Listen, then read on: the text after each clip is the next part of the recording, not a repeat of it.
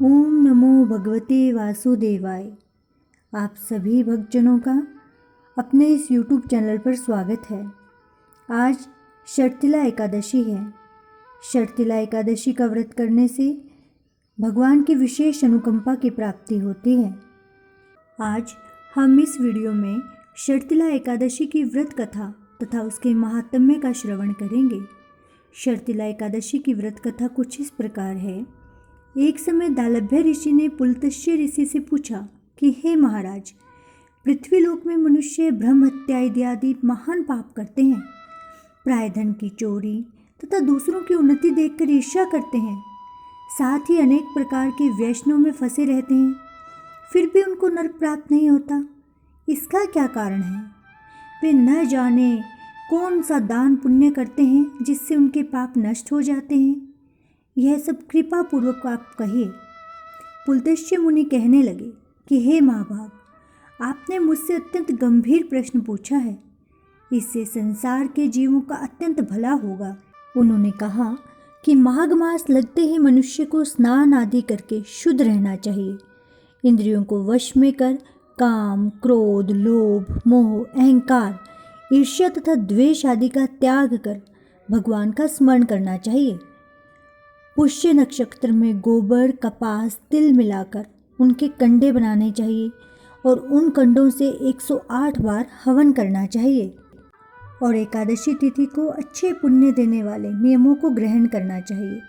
स्नान आदि नित्य क्रिया से निर्वृत्त होकर सब देवताओं के देव श्री भगवान का पूजन करें और एकादशी का व्रत धारण करें। रात्रि को जागरण करना चाहिए। उसके दूसरे दिन धूप, दीप, नैवेद्य आदि से भगवान का पूजन करके खिचड़ी का भोग लगाएं। तत्पश्चात पेठा, नारियल, सीताफल या सुपारी का अर्घ्य देकर स्तुति करनी चाहिए। हे भगवान, आप दीनों को शरण देने वाले हैं, इस संसार सागर में फंसे हुओं का उद्धार करने वाले हैं। हे पुंडरीकाक्ष, हे विश्वभावन, हे सुब्रह्मण्य, हे पूर्वज, हे जगतपते, आप लक्ष्मी जी सहित इस तुच्छ अर्घ्य को ग्रहण करें। इसके पश्चात जल से भरा कुंभ ब्राह्मण को दान करें तथा ब्राह्मण को श्यामा गो और तिल पात्र देना भी उत्तम है।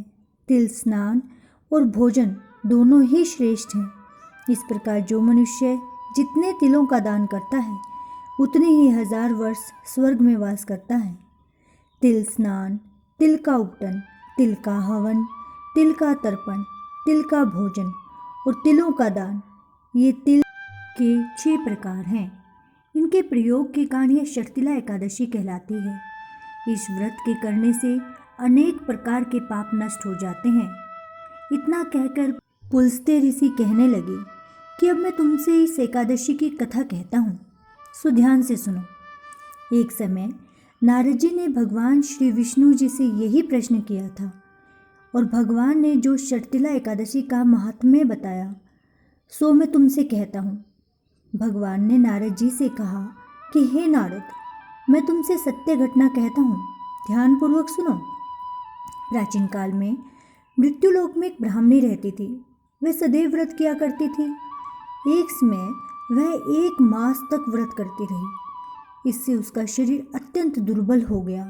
यद्यपि वह अत्यंत बुद्धिमान थी, तथापि उसने कभी भी देवताओं या ब्राह्मणों के निमित्त अन्न या धन का दान नहीं किया था। इससे मैंने सोचा कि ब्राह्मणी ने व्रत आदि से अपना शरीर शुद्ध कर लिया है, अब इसे विष्णुलोक तो मिल ही जाएगा, परंतु इसने कभी अन्न का दान नहीं किया, इससे इसकी तृप्ति होना कठिन है। भगवान ने आगे कहा, ऐसा सोचकर मैं भिखारी के वेश में मृत्युलोक में उस ब्राह्मणी के पास गया और उससे भिक्षा मांगी। वह ब्राह्मणी बोली, महाराज किस लिए आए हो? मैंने कहा, मुझे भिक्षा चाहिए। इस पर उसने एक मिट्टी का ढेला मेरे भिक्षा पात्र में डाल दिया। मैं उसे लेकर स्वर्ग में लौट आया। कुछ समय बाद ब्राह्मणी भी शरीर त्याग कर स्वर्ग में आ गई। उस ब्राह्मणी को मिट्टी का दान करने से स्वर्ग में सुंदर महल मिला, परंतु उसने अपने घर को अन्न आदि सब सामग्रियों से शून्य पाया। घबराकर वह मेरे पास आई और कहने लगी कि भगवान, मैंने अनेक व्रत आदि से आपकी पूजा की, परंतु फिर भी मेरा घर अन्न आदि सब वस्तुओं से शून्य है। इसका क्या कारण है? इस पर मैंने कहा, पहले तुम अपने घर जाओ, देव स्त्रियाँ आएंगी तुम्हें देखने के लिए। पहले उनसे शर्तिला एकादशी का पुण्य और विधि सुन लो, तब द्वार खोलना। मेरे ऐसे वचन सुनकर वह अपने घर गई। जब देव स्त्रियाँ आईं और द्वार खोलने को कहा तो ब्राह्मणी बोली, आप मुझे देखने आई हैं तो शर्तिला एकादशी का महात्म्य मुझसे कहो। उनमें से एक देव स्त्री कहने लगी कि मैं कहती हूँ। जब ब्राह्मणी ने शर्तिला एकादशी का महात्म्य सुना तब द्वार खोल दिया। देवांगनाओं ने उसको देखा कि न तो वह गांधर्वी है और न आसुरी है, वरन पहले जैसी मानुषी ही है। उस ब्राह्मणी ने उनके कथनानुसार शर्तिला एकादशी का व्रत किया। इसके प्रभाव से वह सुंदर और रूपवती हो गई तथा उसका घर अन्न आदि समस्त सामग्रियों से युक्त हो गया। अतः मनुष्यों को मूर्खता त्याग कर शर्तिला एकादशी का व्रत और लोभ न करके तिलादि का दान करना चाहिए। इससे दुर्भाग्य, दरिद्रता तथा अनेक प्रकार के कष्ट दूर होकर मोक्ष की प्राप्ति होती है। इसी के साथ ही हमारी शर्तिला एकादशी की व्रत कथा संपूर्ण होती है। यह कथा कहने वाले, सुनने वाले तथा हुंकारा भरने वाले सभी पर भगवान अपनी असीम कृपा दृष्टि बनाए, सभी भक्तजनों का कल्याण करें।